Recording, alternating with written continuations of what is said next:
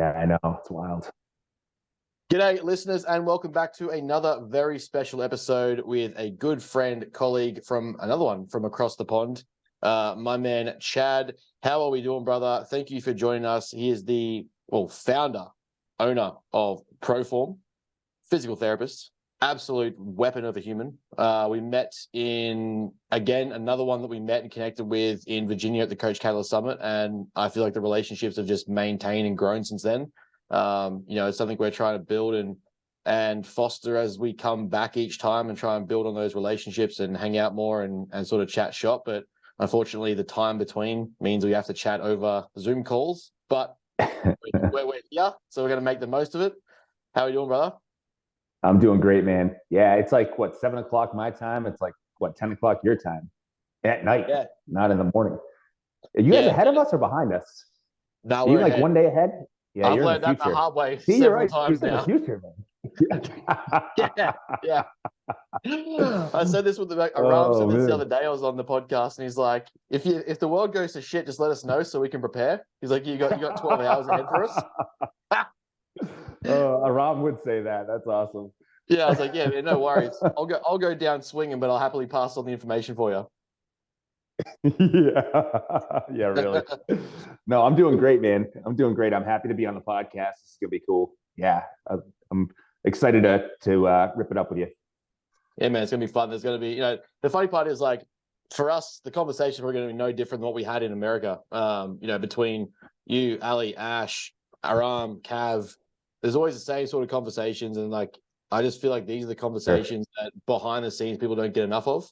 Like I Yes. get excited having these now because a lot of the time, like people see, and I'm not even putting myself in the same ballpark, but the conversations I got to have with Cav, the conversations I've got to have with Ali, with yourself, with Ash, with Aram, even Dr. Ken, like everyone that was over there, people would pay thousands of dollars just to listen to those conversations, like just to Oh, hear yeah. them.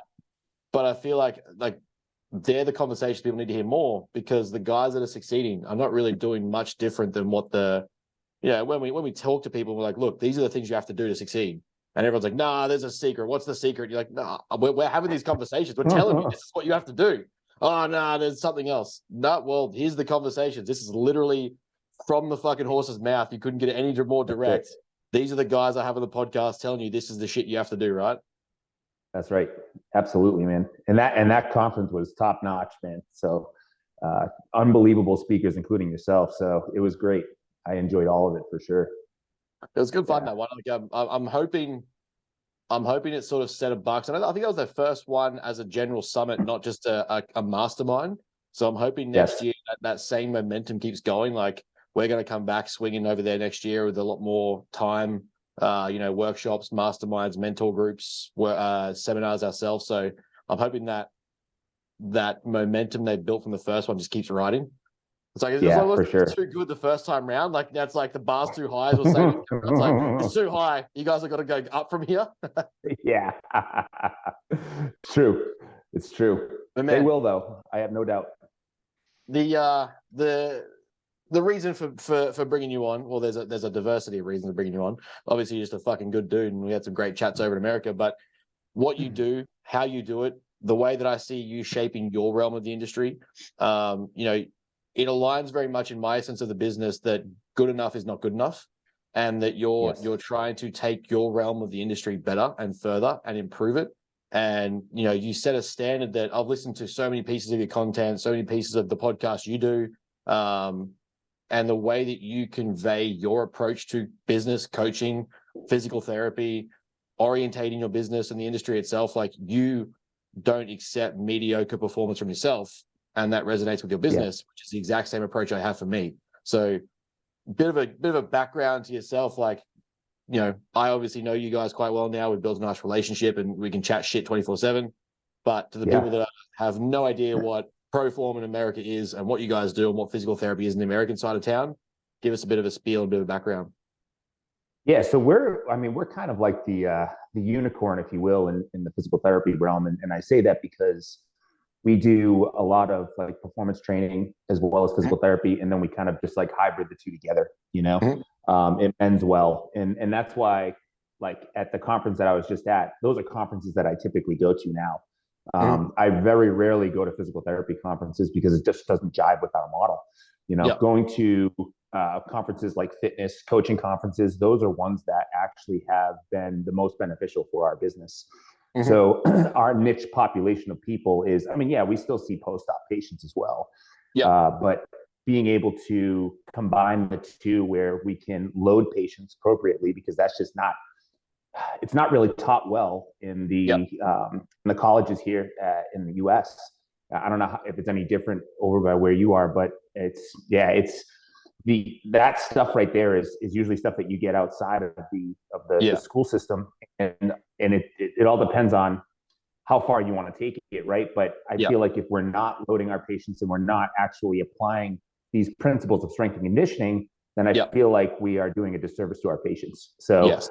that is the main reason as to why that we have kind of gone over to this model instead of the traditional model of physical therapy, which are just like, you know, like easy banded exercises. Like you get a lot of Yeah. modalities, which, Yeah. doesn't really do shit at the end of the day. I Yeah. mean, yeah, it can calm down symptoms and we can talk about that in depth, but at the end of the day, it's really how you load your patients that has the best carryover to how they improve over time. You know what I mean?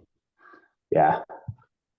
Yeah, So it's definitely something that I've noticed here. Working in the coaching realm that I do, I have to be very selective in physios, ex-phys, physical therapists that I refer out to, because a lot of the time their realm of education basically stops short of understanding anything to do with mechanical tension, progressive overload, beyond rehabilitation, almost to the point of a fear factor. Like I'll yes, get undermined by the physio where they're kind of stopping my client from doing the things I want them to do, working around the injury or the niggle or the problem or the corrective procedure, and basically saying like, no, you can't do that until this is corrected. And to me, it's such a regressive model because you're limiting what the person can do based on one, it might be a fucking some sort of patella tendon issue, or it might be like an ankle injury, and you can't do a bench press or a dumbbell press or a lat pull down. Like, come on, man, that's you're fucking up your clients here. It's making me look bad, and basically you're undermining my authority. So now I get to have to be very selective with who I trust to send my clients to, because I yes. don't want that model driven into them. But that seems to be kind of like what's known here. Yes, and it's no different here either. I mean, and that's the big like we were talking about the awareness piece. That's the big piece of awareness that I'm trying to push as well as other people, where it's like, do your homework and know Yeah. who, you're going to go see, because, if you've got somebody that claims that they can get you back to a certain activity or a certain sport, but yet can't show you proper mechanics, like whether it's a hip hinge or a squat or Yeah. uh, you know, any type of like press, whether it's vertical, horizontal, like, come on, man. Like you're pretty much just giving out like this false education, like that you can Yeah. actually help these people when you can't. You just Yeah. can't, and that's the problem. And that's so it's like an ego thing, because these PTs here in America think that, just because they have a doctorate in physical therapy that they can do everything, and you can't. Like Yeah. I know trainers in my area that will bar none crush most PTs. You know what I Yeah. mean? And I'd rather just send it to them. And honestly, like for us, the referral sources have been great, because, like you said, you have to just find those people that are a good fit for you and your business. And, you just keep that constant referral system, and it only benefits your client or your patient, because it's Yeah. like, yeah, I trust what they're doing. I have this communication with them. Let's keep it rolling. You know what I mean? Instead of, like you said, just sending them to this like random person that's like, yeah, don't do any of that, because if it hurts, just don't do it. It's like, that's the wrong approach. You know what I mean? Yeah. Which is so common. Yeah, it fucking is, man. It is. And it's like, especially at the point where like, we're sending them, or like if we manage to find the right persons, where like it's where like I guess on the coach's side, even in Australia, some coaches get scared of referring out. Like they want to sort of extend their scope and think they can do everything because it undermines them if they refer out. But to me, and the way I've always addressed it and always confirmed it with my clients is, if my network has some top tier people in it that I can refer to, that only makes me look better. Like, hey, this guy Yes. specializes in his thing, and he's got some fucking industry leading guys that he can refer to that have a list of their specialities that they've proven the result, and they can go, all right, that works. Implement this, give that to your client. Sweet. Now I tell my client that, and like I look better I look more authoritative. Yes. I Yep. look more, advanced. I look like my network is more professional because I'm not trying to scratch every itch. I'm just basically knowing what I can do and what someone else can do. That's right. And it just reconfirms like our authority, and vice versa. It then gives you guys as the specialist that level of authority and respect as well. Like, hey, look, we have these coaches who respect us. We've got these results. We're backing it up. And you flip that. Now the coach has someone in his network who's obviously very well educated, knows what they're doing. It's only win-win for everyone, and the client gets a better result. Yes. I agree. And it doesn't make you less credible. I think it makes you more credible. And the more resources that you have, the more respect that you're going to get from your client or patient. Just that's just how it is. Like you said, like I would respect somebody more if they told me they didn't know how to help me with a certain situation. But guess what? I know who does. You know what I mean? Yeah. With this particular whatever it is, injury or whatever. So it's like, yeah, we kind of have to just leave the ego at the door sometimes and use our referral sources to our advantage, because it only is going to help the patient or the client. Like don't try to. I mean, that is the problem, though. Unfortunately, it's like we think we can fix everything. It's a problem. And it's yeah, it needs to change. I agree. Yeah, like just being aware, like whether you're on the end of being the specialist and the referred out the clinician, or whether you're the coach itself, being aware of where your scope ends and what you're qualified to do, but also what you're educated to do, what you're proven to do. Like, it's very rare to have a certification in bodybuilding prep, but Yeah. I have a lot of fucking results and some top tier stage like performances where I can get you fucking stage lean, and I can get you to a position you've never been in your life, and we'll change your life around with this prep. I have that backing, but I also don't have any fucking backing on rehabilitation therapy or fucking, any sort of like corrective therapies. So I go, instead of wasting my time with a client saying, hey, look, we're going to spend some time doing this stuff instead of your programming, go see this guy. And he's in my network. I trust him. I'm giving you my authority that he's someone to trust, and we're going to work together to fix you, and you're going to be better off. Like it's really not that complicated. It's not. Yep. That's very true. I love it. But mate, give us a bit of background. Like I love, they're probably pretty common stories, but I always love, especially the people that have a different perspective. Like you guys, we've already established you guys have a very different perspective or model on how you approach, PT. Is what led to it. Because to me, like there's always the same, average story. If you talk to someone who gets into fitness, like I just loved helping people. But the ones that I find that are genuinely fucking like actually like excelling, and they're changing the game and they're making an impact, there's a story there as to why it was beyond just being average. And that's the shit that I like getting into. Yeah, man. And I've been into fitness and training since I was like 16. So, I mean, this goes way back. And even when I was in college, I got my CSCS and started training even when I was in college. So I've been training for longer than I've been a physical therapist. And it's always been a passion of mine, right? And I've always wanted to integrate it into what I wanted to do, which was like rehab. But it kind of wasn't really a thing, because I've been practicing for over 15 years now. And back then it was just like everything was just so traditional. The models that we have nowadays have like evolved so much, and there's just so much more awareness now of it, just because, social media makes it easy to see how it can be done, and that it can be done correctly, and that it can be done successfully. So it's kind of one of those things that just evolved over time. But I mean, when we first started, we were incorporating it, but not to the level that we're incorporating it now in our business. And what really changed us, I mean, this is like the typical COVID story, but right when COVID hit us, we lost about 60% of our caseload. And I had about 4 PTs at the time, additional to me, so 5 total. And I was like, man, I can't have them on staff. It's just not feasible with the drop in patient caseload that we've had. And I had to furlough a few of them. And so it was down just to me and my main guy, Nick. And, we were just crushing it and just seeing patients. And like, we finally, like, this was like during the period where we actually built this brand new facility, because that was what we were going to transition our model to eventually. But it probably wouldn't happen. It wouldn't have happened as quickly if it wasn't for COVID to kind of give us the bump. So at that point in time, we were actually fully in network with insurance. So if you're not familiar with how insurance works, like in the States, it's basically like you have to agree to their contract, which means you have to agree to their reimbursement rates, which are usually horrible. So it's not a sustainable model for a one-on-one type of situation.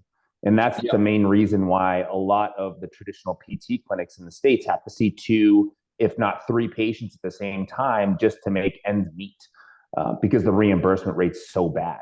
So we were like, hey, we want to move our model over to more of a performance-based model, but at the same time, we also need to see how we can terminate insurance, you know? So we did, and we kind of just progressively made that evolution. And then as we were kind of going through the steps, you know, it was basically like, hey, what do we do? Do we just make the full transition? We were like, yeah, let's just do it, you know, because, you know, we were seeing the results were even better now that we could spend more time with our patients and clients. You know, we were starting to kind of shift towards this different model of performance-based training, which took more time, which means we needed to have more one-on-one time with our patients, which we wanted to have eventually at some point anyways. So it just kind of made us kind of make the move a little bit faster than we would typically make. But that's been our vision ever since, you know, I opened up the doors, you know, and when I hired my first guy, that was like my main thing. I was like, this is my vision. This is what I want. If you want it to be your vision as well, let's just make it happen. And eventually it did. It took us about 4 years to get there. But we've been doing it for about 3.5 years, almost 4 years in the model that we're in. And I won't ever change it ever again. You know, like it's the amount, like, and now we're starting to dive into like a little bit of functional medicine stuff. We're getting into, you know, we do a little nutrition here and there, but a lot of our stuff is like training and rehab. But we have like this system where we can start patients, like if they came in for, say, an ACL, you know, repair or something, or if they came in for just generalized shoulder pain, low back pain, get them to the point where they're feeling good, and then transition them over to training so that we can not only kind of keep them progressing, but also kind of keep them in our ecosystem. So it works like twofold for us, you know, and it's been great for everybody. And it's the model is, I can see it shifting more and more now. And more people are starting to want to integrate that model. They just don't know how, you know what I mean? So, and that's my big push. And that's the big piece of awareness that I've been working on lately. So it's, it's great. I love it. I won't change it ever again. Yeah. I won't ever go back to insurance ever. You can't make me. No, nope.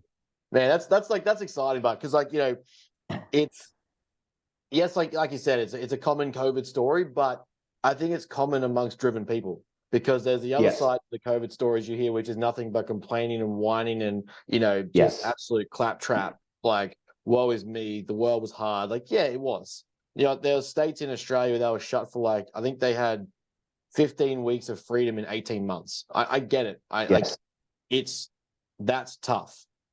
But at the end of the day, you have the decision of, well, how do I react to this tough?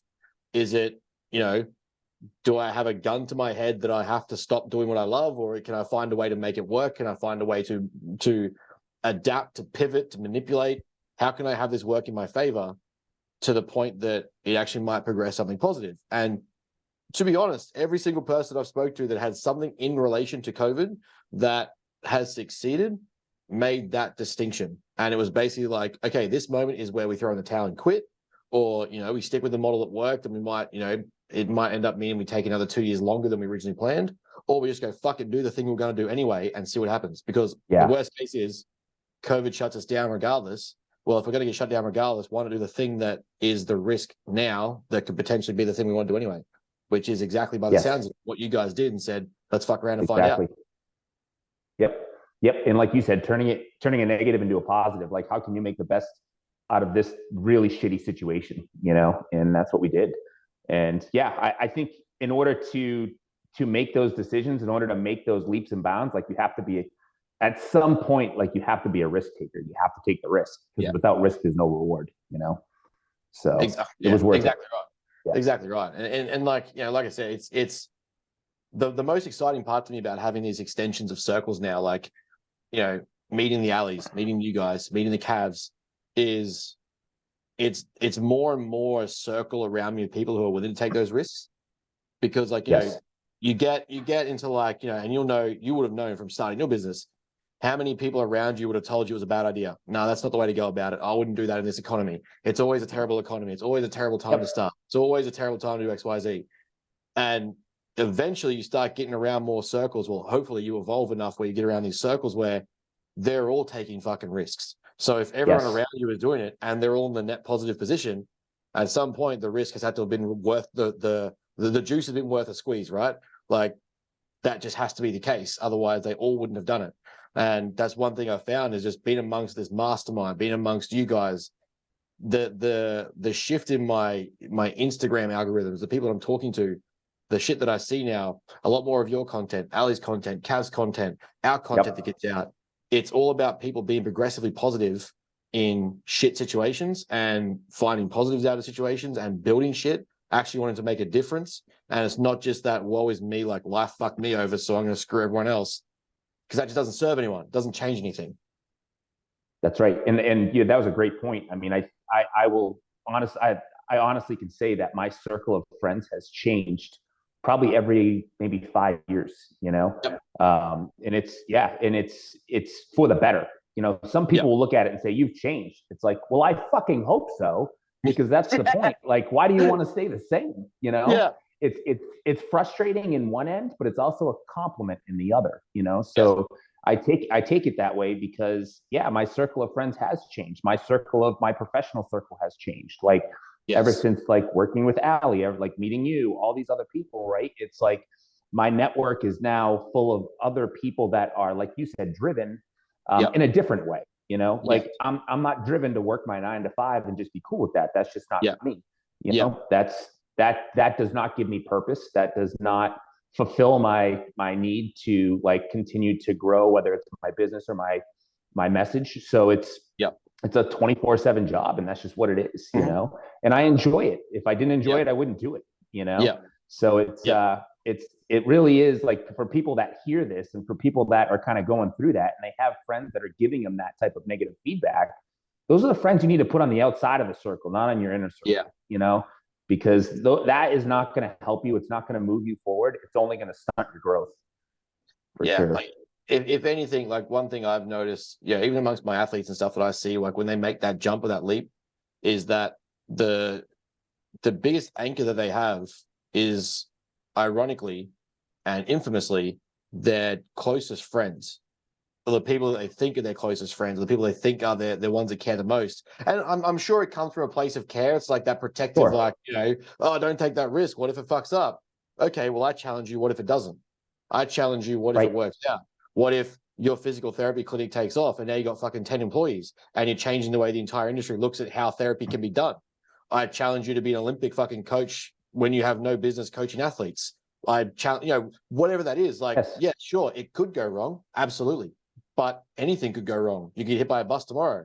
Why not fucking take that thing that you're passionate about and go, you know what, in my field of niche, I want to change the world this way and I'm going to do it. And then get the fuck out of my way. Because there is going to be, you know, the more I started telling my message, the more conversations I get to have with you guys. The more I get to have, the more Alis I meet, the more Cavs I meet, the more, you know, Merrick guys that I meet. All of these conversations where I'm like, I wasn't having these 5 years ago. But the more that message gets clear and the more you're very precise in it, and, you know, the more that you actually like, this is what I want to do. And whatever field it is, like, we're quite different in the way we coach and what we do. There's very different industries, but the similarity of trait is what I find most interesting, because it's cross field. That same determination, that conscientiousness, that task orientation, that drive, it's cross field, cross industry, cross culture, where those same traits seem to resonate with successful people. Yes, agreed. Very much so. I mean, that's a nice way, I guess, to tie into the message that I really like of yours, because you use, well, I like the quote you use, that your physique is your business card, in the sense that you, as you said, that discipline, that drive, that consistency, the passion and love for what you do in your business is reflective through how you live your life. And that message is quite clear, and like, not just the content that you make, but the fact that, you know, you have a coach, you work with Ali, you have fucking dug out a great physique. Like, I've seen the progressive change even from August to now. You guys dug and dug and dug. Like, you know, I went through a cut while I was over there. You were cutting while I was over there. And then you guys pushed it even further. Like, you're representing your business in the physical sense, and you wear that as like a badge of honor, that is your business card. You're like, yeah, you know what? I do like the way to look the part, and I'm going to use that to market myself, because there's physical therapists who don't, and they're going to try and tell you how to train or move, and they can't even get off the couch. Yes. Yes. Yeah, man, I got a lot of shit for that. And I'm okay with that because, getting shit feedback is feedback nonetheless. So it's attention, right? Um, but I still stand by it. I don't change my mind, and that's just the way that I feel about it. And that is the reality. Like as much as we don't want to think that people judge us based on the way we look, if you feel that that's not true, you are either very ignorant or very naive, because that is the absolute God truth. And like, if I'm walking into the gym and I have a shirt on and, I'm representing my business, well, you better look like the business that you're representing. Like, not everybody's going to come up to me and ask me for a business card. But if I can wear a shirt that demonstrates what I do and how I can help you, well, shit, that's my business card. And that's free fucking marketing, right? So it's like, if somebody, and I'm not saying everybody has to have the most jacked physique, right? To be like, that's like the biggest thing that people get upset about. They're like, well, I'm a strength and conditioning coach, I don't have to be jacked. It's like, no, we're not saying that, but you better be practicing what you preach. Like, if you're training your athletes to be able to do something, you better be doing that shit every day, because if you're not, then you're the biggest hypocrite in the world. And that's what pisses me off more than anything. And then you have, like, on the PT side, even worse, man. We are so unhealthy on the PT side. We're so lazy. It's crazy. Yet we're like, oh, I can get you back to playing soccer. I can get you back to playing football. It's like, no, you can't. You don't have the ability to do that because you can't do it yourself. And it's embarrassing as a profession that that's where we've gone, right? And that's why I honestly love to hang out with people like yourself in the fitness industry and the coaching industry, because, like, you guys get it. Like, you guys practice what you preach because you have to, right? I feel like a lot of these physical therapists, especially in the States, they use their diploma on the wall as a crutch to say that, I'm a doctor of physical therapy. It's like, that doesn't mean shit to me. It really doesn't mean anything. The letters after your name don't mean anything to me, It's like, show me what you can actually do, and by doing all of this, it's motivating. I know it deters some people, but it's also very motivational for others. And I always think more about the people that I'm motivating versus the people that, might be hating on me because, I have a fucking faux hawk and I have sleeve tattoos and I have muscles. Okay, I get it, right? Let's sit down and have a conversation, and then I'll see if I can change your minds. I'm not a fucking idiot. You know what I mean? So it's like, but that's the judgment that you get, right? And people, I used to take it so personally, but I don't take it personally anymore because, I don't know what that person's going through. And honestly, if they're going to spout negative shit, I don't really care, But what I won't do is I won't have a fight with somebody who's ignorant like that, because it's not worth my time. You know what I mean? It's really not. So, like, those people have other issues they need to work out for themselves. And, until they get that shit figured out, they're just going to keep on just, making themselves feel better about putting other people down. So that's just the reality of it. But I stand by that. I mean, your body is your business card, especially in our industry. And if you're claiming that you're a prep coach like yourself, and, you haven't shown some form of credibility of doing that, like, you looked amazing on stage. It's like, look, I've done that. I know what it takes to get here. Other than somebody being like, well, I kind of read it. I read it in a research study, but the research says this. It's like, research is great. Don't get me wrong. We all need it. Yes. But experience is also very important. You know what I mean? And, not every research article is geared towards that exact person that is standing right in front of your face. Yes. In fact, 99.9% of the time, it's not. Yeah. Because usually the study sucks. Right. When we get into like one of my the biggest pet peeves I have is people really don't understand the weakness of exercise and nutrition science as a research field. It is so weak in its applicability, in its generability. Like, so many people will take like the abstract of a study and, they'll read this key note that they found, not realizing that the internal control of this study was ridiculous. Controlled lab, controlled environment, 12 weeks straight, food was controlled and paid for, sleep was 8 hours away from their family, no stress. They were paid 10 grand to do it or whatever. And then it's like, okay, now we're going to take this piece of research that we found that identified that this lengthened position or this, this isometric contraction works perfectly for the hypertrophy. Now go apply it to bodybuilders that work 20 hours a day and sleep, 2 kids and have stress of a mortgage and, the gym's a piece of shit. That's what I mean. And you're going to try and tell me that the research you found in this abstract is applicable to this person over here because you found the piece of information you want to find.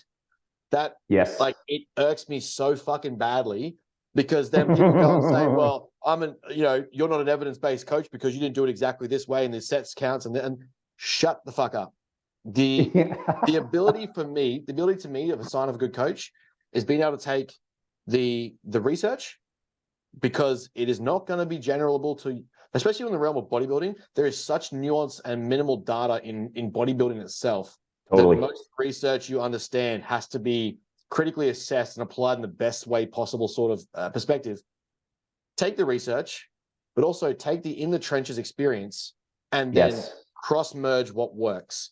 Because eventually you start to get some trends. You start to get, as we know, research is always fucking 5-10 years behind. The bros usually get it right to some degree, even though we like to make fun of them. It's like, oh, the old bros in the 80s and 90s are doing this. Yeah, probably for a fucking reason. Could they have done it better? Sure. Yes.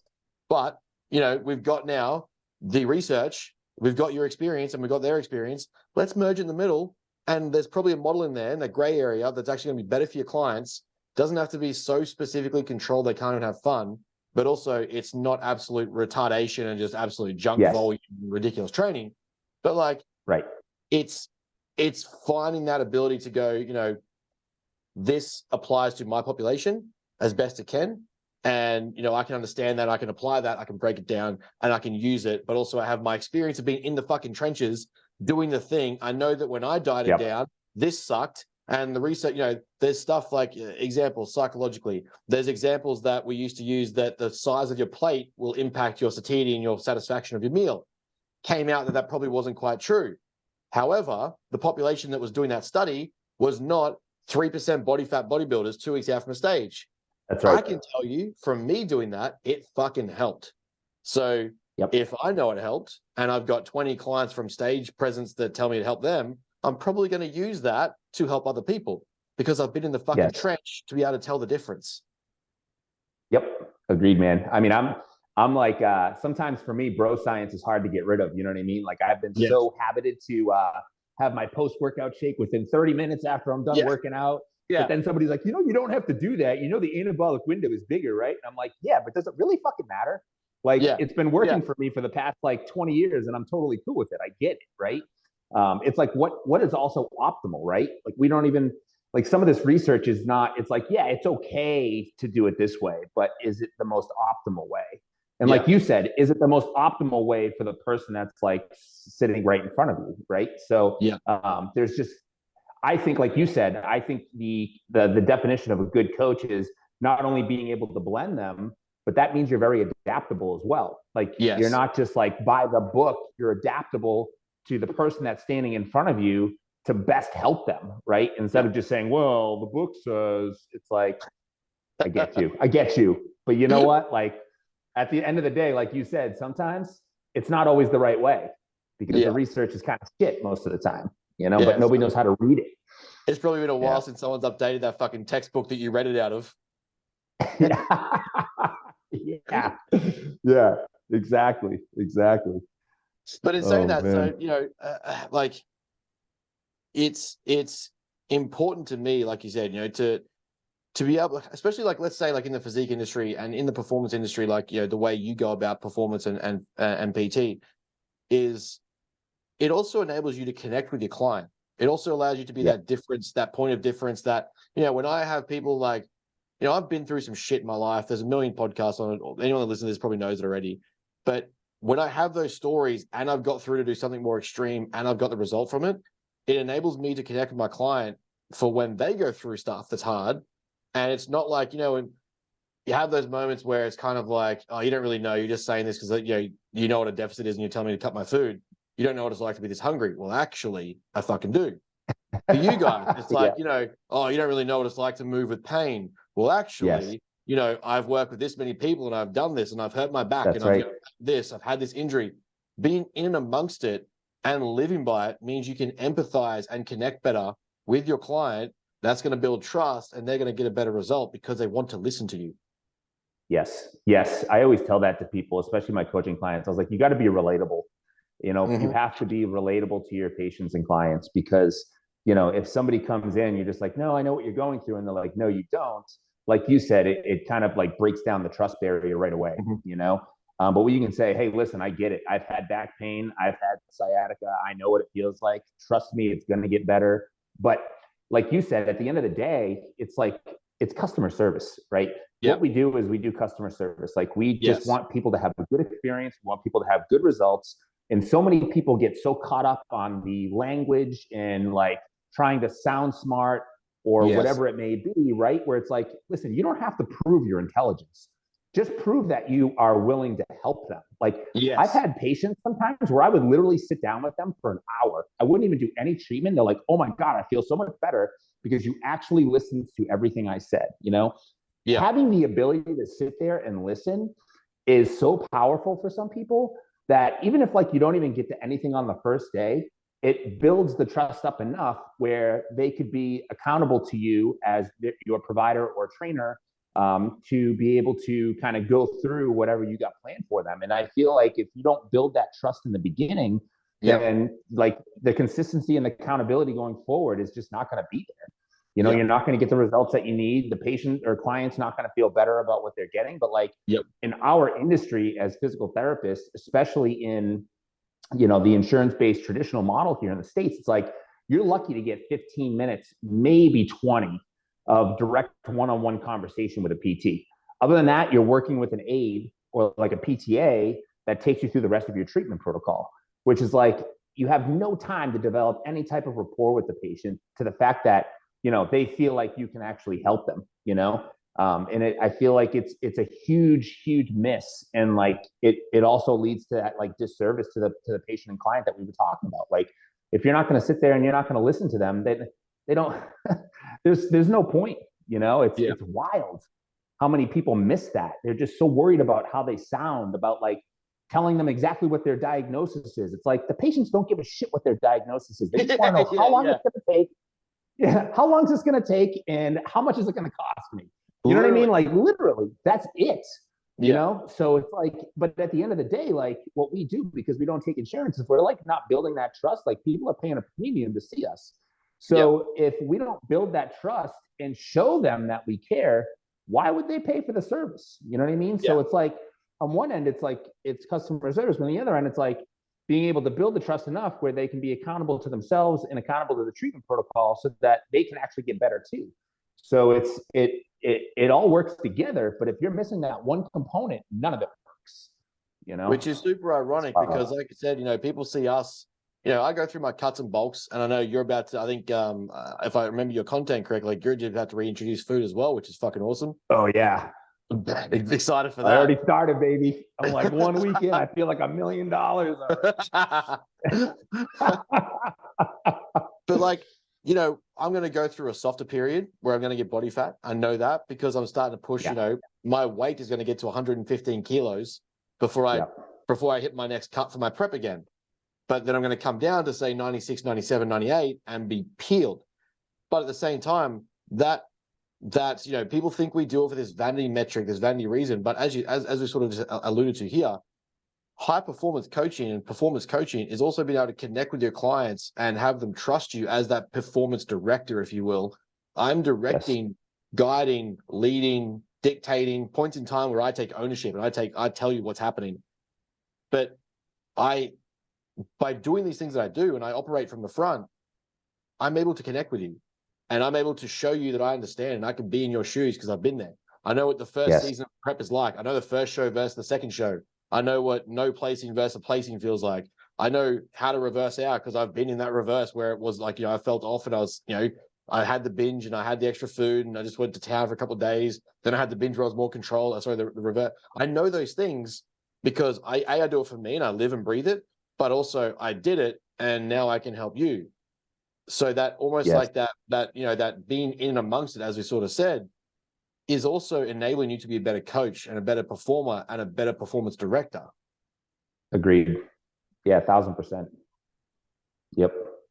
But mate, let's move. I want to move into the cross bridge, I guess you guys have where we've kind of alluded to it, but we've talked about it from our perspective, I guess, of performance and how we operate by it. But what do you see is the issue in performance and physical therapy? And I guess what's the gap there that led you to being like, this needs to exist? Like this needs to be a route of the PT realm that isn't quite there yet. Because I see it very similar in Australia, where that's not the commonplace, it's not the common practice. But obviously, for you guys, you saw in that vision of looking at the company and looking at the bigger picture, which is fucking awesome. You saw a gap and went, this actually doesn't exist. I want to do it. Yeah, and so for me, it was it's always been kind of like the vision, but in the field of physical therapy, I feel like a lot of the PTs in the States they don't know enough about it, and the PTs in the States are very conservative. Like, and I think it really does all depend on who your mentor is when you're out. And if you've got a mentor that is strictly like manual therapy, or you got a mentor that doesn't really do much, progressive exercise, unfortunately that carries over into you, but it's up to you to take, to be self-aware and to take ownership of the fact that it's like, all right, how can I be better and how can I better serve my patients and clients, Mm-hmm. And I think that's like where the availability of all these courses and conferences are coming into play now. And they're really touching on those points. And I feel like because we don't get that in school. Like we don't get we get like basic stuff, right? But we don't get the mechanics of squatting. We don't get the mechanics of appropriately loading patients and what those benefits are, right? Yeah. So I think that the population of PTs in the States, mainly the ones that are in traditional settings, they really just get kind of stuck. And I think I'm going to blame the insurance companies as well as blame the providers on these, because there is not enough time to be able to provide these type of services to patients and clients, because you're limited, number one. And a lot of these corporate models are all about getting as many patients in as you can. It's all about the numbers, right? Yeah. And I think that's why you're starting to see that switch of people kind of doing their own thing and kind of going into these performance-based models because they're seeing work. But it just makes sense, right? You're even seeing this in the chiropractic world now too. Like you're not seeing a lot of chiropractors doing just straight manipulations now, or like activator methods. Like a lot of them are actually incorporating TheraX now, which is nice. I still think there needs to be a stronger education on that with chiropractors, because they don't get it in school either, Yeah. And again, up to them to go up to these conferences and to these, continuing education platforms that can provide them with this type of education, because, at the end of the day, like we're just going based off what we do normally, whether it's in the gym or whatever our experience is, which is not enough. It's not enough for most of these PTs. So like, just because, these PTs have these like spectacular degrees doesn't necessarily set them up for this type of situation where they can actually, train these patients appropriately and load these patients. So I think that I believe is honestly the missing link. And I believe too that the field of physical therapy is you're not just treating pain anymore. Like it's a whole health approach, right? Yeah. So if you are just going after shoulder pain and you're not addressing the nutritional aspect of it, and you're not addressing the training aspect of it and the sleep aspect of it and all this other stuff, then you are not being the best PT that you can be for your patients and clients. I mean, same goes for like trainers too. Like, I mean, that's all within the scope of our practice to be able to make sure that all of our patients are getting optimal sleep and the nutrition is on point and everything else is on point. Because I've had patients where, there could be that like, hey, we got your shoulder pain better, but like there's a mental and there's a physical component here. Yeah. And I feel like a lot of the PTs in our system are missing that mental component because they're just not aware of it, right? They don't take ownership to become better at what they do. And we get stuck in this, system where we're just doing the same shit for Sally that's 26 and for Edith that's 85. You know what I mean? Yep. That's a fucking problem. Yes. And like it's not like everybody should get the same treatment, just like not everybody should get the same training protocol. Like not everybody should have the same, diet, right? Like it's everybody responds differently to different things. And I feel like everybody just kind of gets stuck in the system where everybody just gets the same bullshit. And I feel like that, like every now and then you're going to luck out because you just like, got that person that was just the right fit for what you were doing. But other than that, like you're just like throwing shit at the wall and just hoping it sticks, Yeah. And that I'm not okay with. And that's also the message that I'm trying to like throw out there. It's like, listen, be a good advocate for yourself, and be like, if I have a coach, and I tell this too, like I have a coach, I have a business coach, and I have a training coach. And like Allie for me is, and like yourself, trainers that are quote unquote coaches to their clients are not just coaches for nutrition and diet. Like Allie's like a life coach for me. Like she's become more of a friend. Like it's you develop this rapport and this relationship where it's more than just coaching on the training level. It's like life coaching, and you be like, who the dogs are in their family, who their kids are, who they're like, everything about people. And eventually they're probably going to know everything about you, all depending on how strong that relationship gets, right? So like that right there not only builds trust as well, but also helps to facilitate better results out of your patients and clients. So for me, that's like super important. And going back to the coach thing, it's like, I have a coach, right? And there are so many PTs out there that don't have a coach, but you are such an advocate as a physical therapist, or let's say a trainer, that is saying, hey, you need me to help you. Let me be your coach, but you don't have a coach yourself. Yes. So you, in essence, are a hypocrite. Like you don't want to make yourself any better by getting a coach, but you're demanding that these people get a coach because they have shoulder pain. You know what I mean? So like that, I also have a problem with. So I think everybody should have a coach, even coaches, especially 100%. Coaches. Especially 100%. Like the ability to have a network that you buy into at first, for sure. Like, coach, it's, as we know, coaching is a business. It costs money. Yes. But like, what's the price you put on increasing your reach, increasing your education, asking questions, learning more, getting different perspectives? My model has come from my ability to surround myself with different people and mold and mend what they've taught me, mixed with what I've gone and studied, and sort of said, like, I don't like that bit. I like this bit. Actually, gonna add this bit. I can actually get rid of that. But now I've got this model that I know fucking works because here's a multitude of results to prove it. But at the same time, I also know that inside my, what I have a coach, like you said, I have a prep coach. I have a coach who, like, he's one of my best mates. I do my other podcast with him. But if I'm at the level where I'm putting people on a national stage shredded to the bone and I'm going, hey, I need a coach, the chances are then that when it comes to me selling you, I go, look, I'm not saying that, I'm the best in the world. I'm not saying that, I'm better than you, but I have the answers to the problems that you have because I've had those same problems, and even I got a coach. Yes. So if I've solved them, if I've looked at myself and given myself that due diligence and that respect to going, I want to be better, then what right do you have not to say that, not to do that? But flip that, like you said, flip that as a physical therapist, as a trainer, as a coach, as a prep coach, as a powerlifting coach, whatever you want to be, whatever you are. If you're not investing in your own upskilling, why the fuck is someone going to invest in you? Yep. Agreed. Like 1,000%. One of my favorite quotes that I push is one of the best things I ever heard from one of the performance psychologists at my university. Is that people get this misconception of performance coaching and high performance, and they think it's just like elite athletes, elite actors, elite SAS. Like those are the performers. Those are guys that are performing. And she said it to me in this way that really changed how I viewed coaching. And it was that everyone is a performer in their life and they have to perform something. So if you're not operating at a level where you're trying to perform your best, then why is someone else going to come to you to help them perform at their best? Like if you're not treating yourself like a high performer, why is someone going to come and pay you to treat them like a high performer?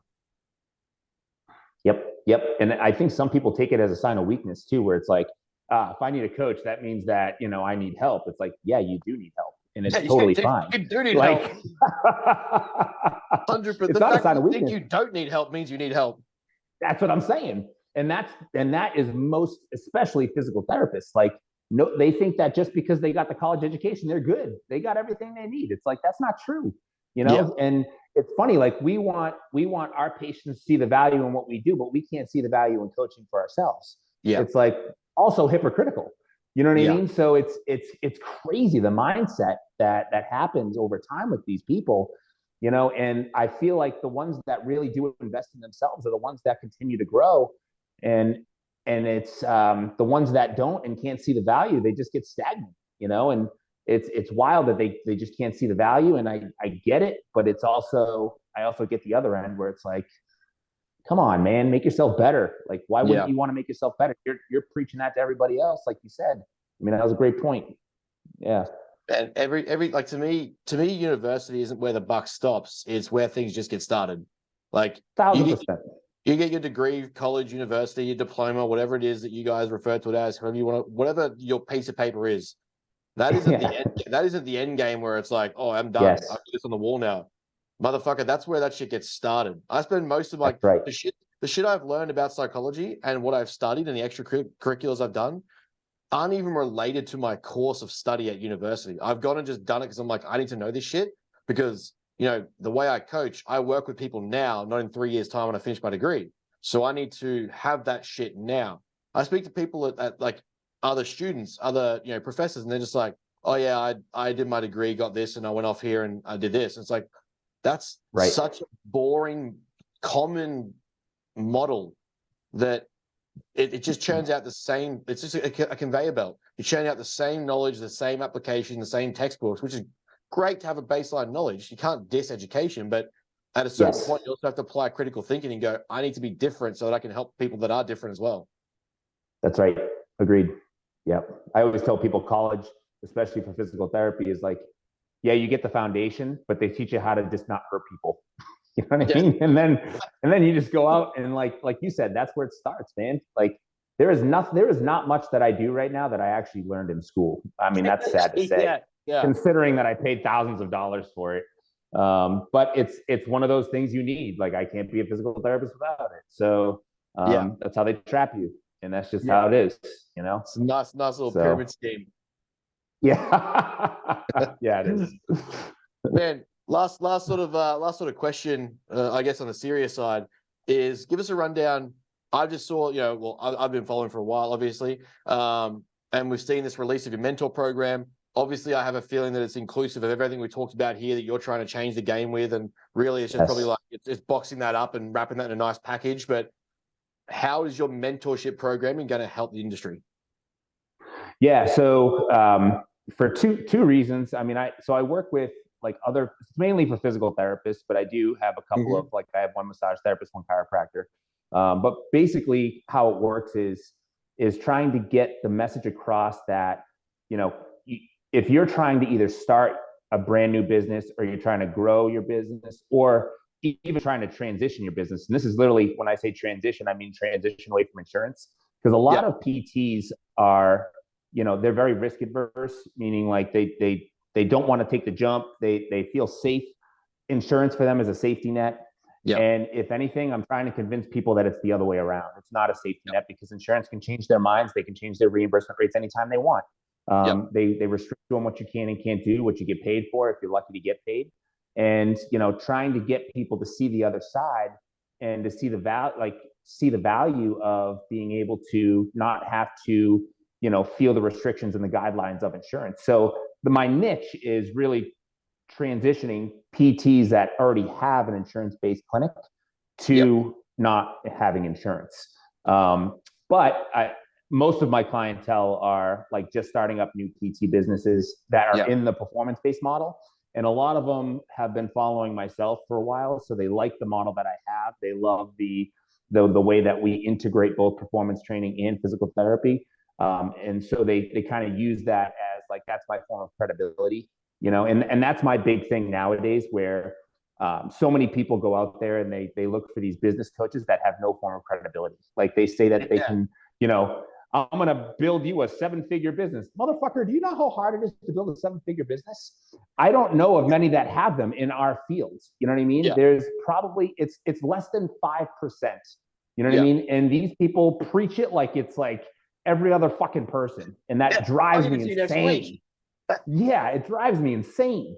So it's like, you know, so just all of that bullshit that's out there, trying to just calm that down, because a lot of people think that they can just build a business offline, you know, like unless you're a remote, like we're all brick and mortar. Like those are the businesses that I work with. Like unless you're a remote coach or you do any type of remote training, that's different. But like, in terms of the brick and mortar business, like so many people miss these certain ways of actually growing your business because we're so accustomed to trying to grow our business through social media, which can happen, but in the brick and mortar space, it's not ideal, right? So it's kind of getting that message across, but like also like being able to help people as much as I can because there's so many mentorship programs out there, and usually all of them are group based, and I want to kind of stray away from the group stuff. I like the one-on-one stuff because, like you said, it makes everything more personalized. You can be adaptable to what they're doing, where they're at in their business, and how they can best grow. So it's been a huge passion of mine to the point where like it's like a new sense of purpose because my business is to the point where it's very self-sustainable now. And we continue to grow, and I want to help more people achieve that because the burnout rate for physical therapists is so high, and there's so many people that want to make that transition but don't know how or don't feel the confidence in order to do it. So I'm hoping that over time people will start to see it, and people will gravitate more towards making that move to going out of network or starting their own business for that matter, but also being able to feel like they have more sense of purpose and like, wow, I'm actually a physical therapist now and I can treat patients instead of just saying, well, I have to meet this quota and that quota and everything else. You know what I mean? So I feel like I want to get people back and remind them to why they actually went to school to become what they became, So that's pretty much my main drive. Yeah. I love it. I don't need to have a million people. I just enjoy doing it for the people that I have. And, it's just fun for me, and it's gratifying. There's something like reinvigorating and motivational, right? As a educator or a coach, when you don't need 1,000 clients, but say you get those 5 or 10 that you can see the change in them when you work. Like you can see the drive they have to learn and listen and soak it in. You're just like, I want to fucking work with more of you guys. Like I will take 10 of you over 1,000 people paying me more money instead. But like 1,000%.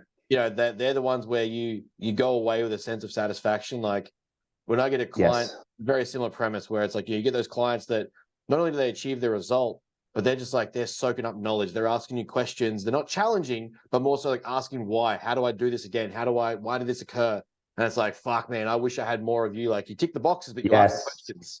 And it's like, that's the shit where I see growth most is like, you're willing to learn and listen and implement, but you're also willing to ask and sort of critically challenge, I guess, or critically question why something happened. And it's like, yeah, you're the fun one to coach. You're the fun one to work with. You're the fun one to drill into because I know you're going to fucking take it in and you're going to implement it and it's going to work.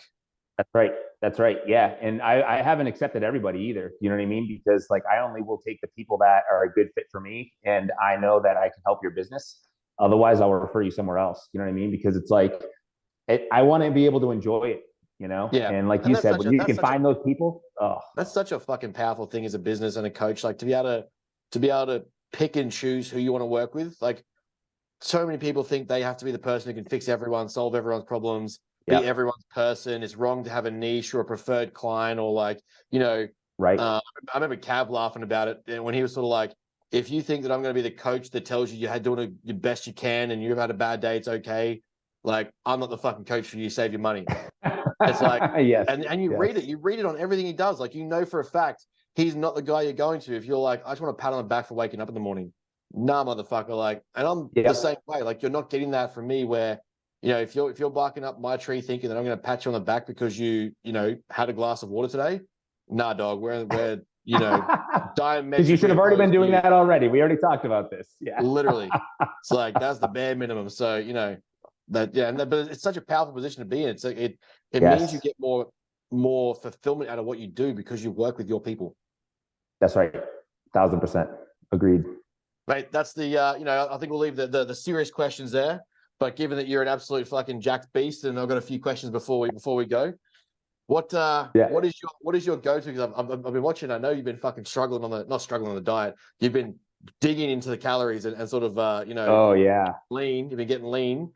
What's your favorite free meal, refeed, cheat meal, whatever you want to call it? Like, where do you go when like Ali's like, you know what, you got a night off, go eat food? So I got two options, and if I'm going out, it'll be sushi, and I will just mow down sushi like Such a nobody's business. Oh man! But if it's an at-home thing, it'll be pizza all day. I like pizza's like my kryptonite, man. You know what I mean? I'm not like a sweets person. I don't eat like donuts. I don't eat like cake or pie or anything like that. But I will have like an extra 5 slices of pizza. You know what I mean? Just love it, love it. What's your go-to pizza? Because like you motherfuckers, oh man, the one thing that annoyed me is that we were on the East Coast, but I didn't get to try some like Chicago deep dish. I didn't get to try like New York pizza. Like, there's so many different ways you guys as Americans do like the same meal. Like, what's your pizza?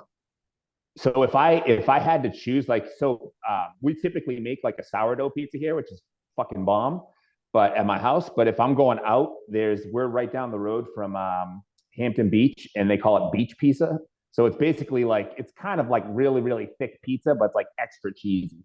You know what I mean? It's freaking phenomenal, and it's greasy as hell. You know what I mean? But I've never had like the New York style pizza or anything like that. But like, we call it beach pizza over here, and it's fucking bomb. Yeah, right. I could eat a million of those. Oh yeah. See, we have you guys, like, you guys are like, we've got New York slices over here. It's literally the brand is called New York Slice, and there's just it's like all the alcohol areas, like the pubs and clubs, where it's like, oh yeah, 2 o'clock in the morning, you just get a big fuck off New York slice of pizza. Like, that's their market. That's their market, and they nail it. But oh, but awesome. yeah, I've had one of those, but I'm like, I really want to try a Chicago deep dish, and just like, I just want to see what all the hype is about. Oh, dude, they're all good. You know what I mean? It's all just personal preference. I just you know love. What I mean, you can't go wrong with it.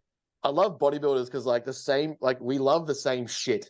Like, it does like slight tweaks or variances, but like, I'll talk to fucking Michael Wilson, I'll talk to fucking you, I'll talk to Danny, I'll talk to my clients, I'll talk to other people's clients. It's the same fucking food, it's the same shit. We're simple people, we're the creatures of habit. Like, people give me shit, like, I'll go out and eat, and I'll still get the same meals because I fucking love it. But it's like, it's what I know I enjoy. Why the fuck aren't I going to get it? I know that like that burger. I know that I like that pizza. Why would I not want to have it? Yep. Agreed, man. Like, we are creatures of habit. That's how I live my life forever. And I'm cool with that. Like, people are like, how can you eat the same shit every day? I'm like, because I love it. You know what I mean? Exactly. I don't get sick of it ever. And there's nothing worse to me than having like a free meal or a refeed or a cheat meal, and you get something and it's like the calories didn't match up the enjoyment. There's nothing worse where it's like, that was such a waste. Like a waste. Yeah. Oh, that cookie was a piece of shit, or like that pizza was burnt. It's like, there's nothing fucking worse than it's like, oh fuck. Dude, that is awesome. More of a professional question. What is one direction of education you would send people, whether it be a book, an Audible book, where it doesn't have to be about your field, but what is something that you would tell people to read or Audible take in? It's a good question, actually. There's a lot of good books out there. I would say one book that I read not too long ago was called Traction. That book was pretty good. All business related, more or less, like how to like create systems within your business. And then like E-Myth is a great book as well. I'm a big podcast guy. So I listen to a lot of podcasts. And I'm a huge like Bedros Keuilian fan. So he's like super, he speaks the truth, but he also like gives you motivation and purpose to like, have that drive in your business. So like, that's a big thing for me, and sometimes it's like, you already know what to do, but you just need that sense of drive to do it. You know what I mean? So that for me, I do a lot of podcast listening versus like Audible books. Yeah. That's fair. Last question. And it's the first time I tried this because I saw it from someone else. Who is someone else that you think I should get on this podcast? And how do we do it? Great question. Yeah, I got stuck with it too. I got stuck with it, and I was like, that's a fucking good question. That's a really good question. Let's see, in your field or my field, doesn't really matter, right? No, it's just someone that, like, you know what? If it's 2 degrees of separation that we can make happen, fucking who is it that you think would suit that, like, our real talk on here?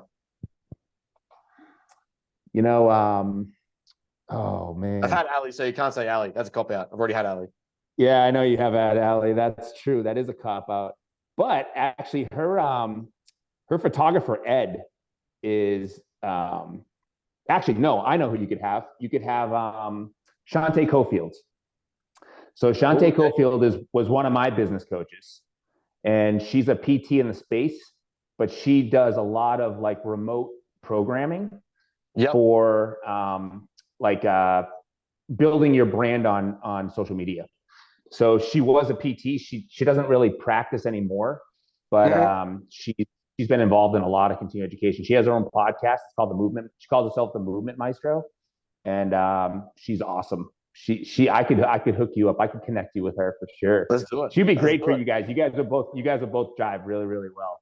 Yeah. I like it. I need to have people that I can just banter with on here. Like I've done I think one podcast where it was just like all serious. I was like, that's fucking terrible. I was like, if I can't rip shit on here, like I don't want to do it. Yes. All right, man. I appreciate you so much for jumping on. I know it's nice and early for you guys, so thank you for giving me your time in the morning. And yes, I look forward to all the chats and shit talk that we're going to have in between now and when we're over there next. Me too, Ben. Take it easy, buddy.